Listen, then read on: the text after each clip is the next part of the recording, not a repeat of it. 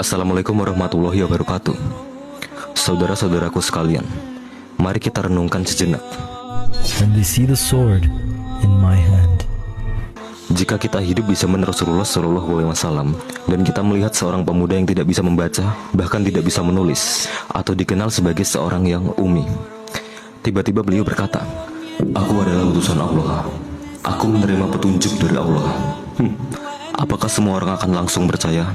Tentu banyak yang meragukan. Orang-orang terpelajar sekalipun mungkin akan berkata, "Bagaimana mungkin? Mana buktinya? Tukang fitnah, ngibul, pembohong." Mereka menuntut bukti yang nyata, sesuatu yang sesuai dengan standar pemikiran mereka pada saat itu. Di zaman kita sekarang juga demikian. Kita hidup di era teknologi, di mana segala sesuatu harus dibuktikan secara ilmiah. Lalu muncul seseorang bernama Muhammad Qasim bin Abdul Karim. Beliau bukanlah seorang ulama besar dengan gelar-gelar yang tinggi, melainkan seorang muslim biasa.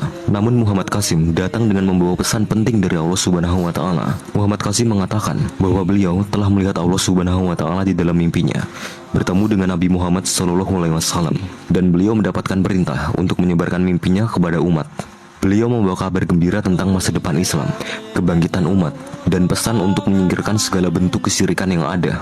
Allah Subhanahu wa taala mengatakan dalam mimpi Muhammad Qasim, dunia ini belum pernah dipenuhi begitu banyak syirik seperti sekarang ini.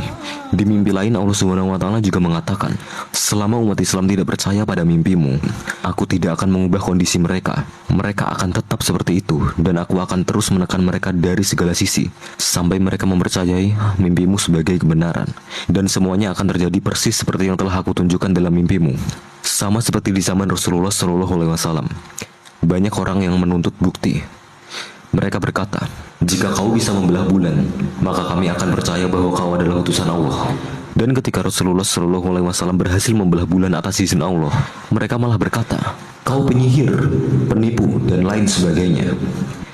Banyak yang mencela Muhammad Qasim dan mengatakan bahwa Muhammad Qasim botak karena jidatnya lebar.